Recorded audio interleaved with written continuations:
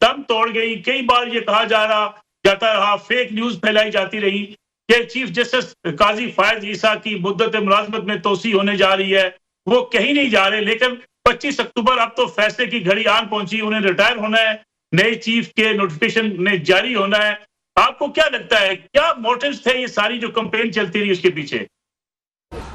देखें नसूला साहब, बहुत ही एक आसान सी बात है। आप देखिए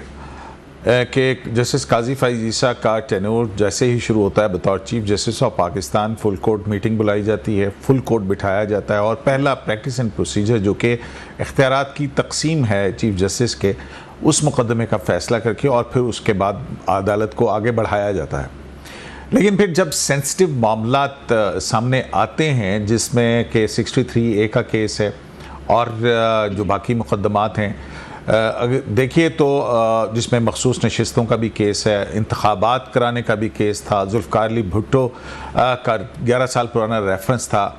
तो ये सारी चीज़ें और फिर अदालती मामलात के अंदर शफाफियत, कौन सा मुकदमा जिस तारीख पर आया है उसका एक निज़ाम तैयार किया गया और वो जो चीफ जस्टिस की मुदाखलत थी मुकदमात की फिक्सेशन के हवाले से, वो तमाम चीज़ें जो हैं वो ख़त्म की गई। जाहिर है कि पाकिस्तान तहरीक-ए-इंसाफ का जो इंट्रा पार्टी इलेक्शन था, वो इलेक्शन जाहिर है उस हवाले से एक पूरी बैकग्राउंड है कि 1.5 साल तक इलेक्शन नहीं करवाया गया और फिर जो कानून के मुताबिक फ़ैसला बनता था वो फ़ैसला आया और उस फैसले के बाद से तनकीद का सिलसिला शुरू हुआ और उसी वक्त से ये कहानियाँ घड़नी शुरू कर दी गई जो कि सिर्फ ज़ेब दास्तां से ज़्यादा कुछ नहीं थी। तो बाकायदा कुछ लोग जो हैं वो इस बात को करते थे और फिर पाकिस्तान तहरीक-ए-इंसाफ का सोशल मीडिया और उनका जो प्रोपेगेंडा विंग है वो उसको एक लार्ज स्केल के ऊपर फैलाता था, जिससे ये टॉक ऑफ द टाउन बना।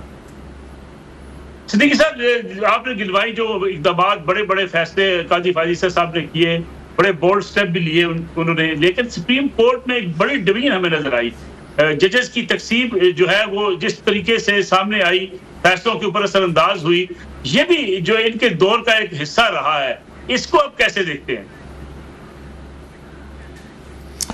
देखिए, मैं पहले भी ये जो है ना कहता हूँ कि जो सुप्रीम कोर्ट ऑफ पाकिस्तान के जजेस हैं ये कोई फुटबॉल की टीम नहीं है कि जो मिलके खेलेंगे। ये जजेस हैं और इन्होंने आइन और कानून के नीचे हल्फ ले रखा है और उसमें जो है वो अपने अपने फैसले करने के अंदर आज़ाद है।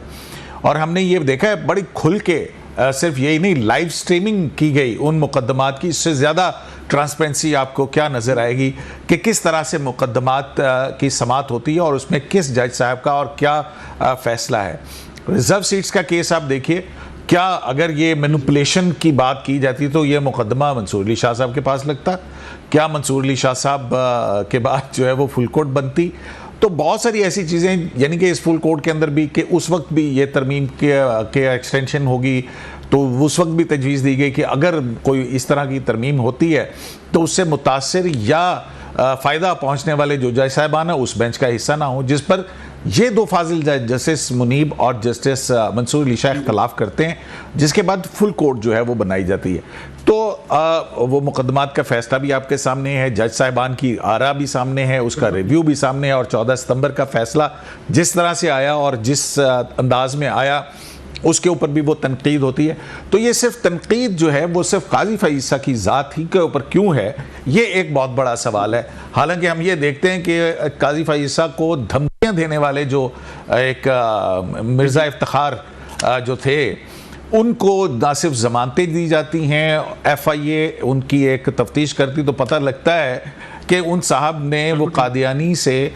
शिया आलम हुए और शिया आलम, FIA की रिपोर्ट है कि उनके 7 फॉरेन करेंसी अकाउंट्स हैं और फिर उसके बाद की जो सारी सूरत हाल, उन पर कंटेम्प्ट का केस भी होता है लेकिन वो नहीं लगता और उनकी नीचे से ज़मानत हो जाती है। तो बहुत सारी ऐसी चीज़ें हैं जो प्रोपेगेंडा का हमने देखा कि निशाना बनाया गया। सिर्फ जुर्म ये कि आइन और कानून को सामने रखते हुए उसके मुताबिक फ़ैसले हों, आइन बहाल हो। अदालत ने जो ज़्यादतियाँ की हैं इस सफ़ेद इमारत के ऊपर जो काले धब्बे लगे हुए थे मुख्तलिफ फैसलों के हवाले से, वो 62(1)(f) का हो, वो 63(a) का हो, वो जुल्फ़िकार अली भुट्टो की फांसी का फैसला हो, वो 190 मिलियन पाउंड का फैसला हो, वो जो है ये इंट्रा पार्टी इलेक्शन के हवाले से, एक अजीब बात है कि अगर कानून को नाफिज किया जाए तो जमहूरियत खतरे में पड़ गई। तो ये सारी वो एक उसमें आपको सामने आती हैं चीज़ें, हाय राफिया से लेके और फिर आर्टिकल 187 तक। बिल्कुल ठीक है सिद्दीकी साहब, अब आईनी तरामीम के हवाले से हुकूमत के दावे अपनी जगह पर, हुकूमत की मुलाकातें भी हुई, सियासी पार्लिमानी कमेटी का इजलास भी हो गया। क्या ये समझा जाए कि अब जस्टिस मंसूर अली शाह ही चीफ जस्टिस पाकिस्तान होंगे, या तरमीम के नतीजे में कोई जो बात की जाती 3 सीनियर जजेस के नाम हुकूमत के पास आएंगे, उसके नतीजे में कोई हुकूमत जो है अपना कोई कार्ड खेल सकती है? देखें, बुनियादी तौर पर आज जो आईन पाकिस्तान है उसके तहत सीनियर मोस्ट जज of the supreme court he chief justice होता है। लेकिन अगर ये तरमीम हो जाती है और इसमें तरमीम कर दी जाती है कि सीनियर मोस्ट नहीं 3 सीनियर मोस्ट जज होंगे या 5 सीनियर मोस्ट जज होंगे, अब इस हवाले से 3 का हम सुन रहे हैं कि वो जो मुजव्वज़ा आईनी तरमीम है उसमें जो है वो फैसला करेगी हुकूमत, जैसा कि तो उसमें फिर देखना होगा, मंसूर अली शाह साहब भी हो सकते हैं, जस्टिस याहिया अफरीदी भी हो सकते हैं, जस्टिस मुनीब अख्तर भी हो सकते हैं अगर 3 जज साहिबान का रखा जाएगा। लेकिन उसके साथ ही एक फेडरल कॉन्स्टिट्यूशनल कोर्ट की जो है बात, और उस पर जो हमारी मुख्तलिफ बात हुई हुकूमत से भी और इधर भी, पाकिस्तान पीपल्स पार्टी जो है वो इस बात से बिल्कुल उनका तो कंसेंसस है कि 2006 से ये फेडरल कॉन्स्टिट्यूशनल कोर्ट का मुतालबा है। और आज बिलावल भुट्टो जरदारी जो हैं उन्होंने एक ट्वीट भी की है जिसमें कायद-ए-आज़म के कॉल जो हैं उनका हवाला देकर फेडरल कॉन्स्टिट्यूशनल कोर्ट की अहम अहमियत को उजागर किया गया है। तो देखें, ये हमारी रीसेंट हिस्ट्री पिछली 20 साल की हमारे बड़े सामने है, जिसमें हमने ये देखा है कि सुप्रीम कोर्ट ऑफ पाकिस्तान ने 184(3) के इख्तियार को ऐसे इस्तेमाल किया कि हुकूमतों को यरगमाल बनाया। इसकी 184(3) की वजह से $10 अरब तक का इकॉनमी को नुकसान पहुंचाया। जुडिशरी की अपने अंदर जिस तरह से अपॉइंटमेंट हुई कि 4 नंबर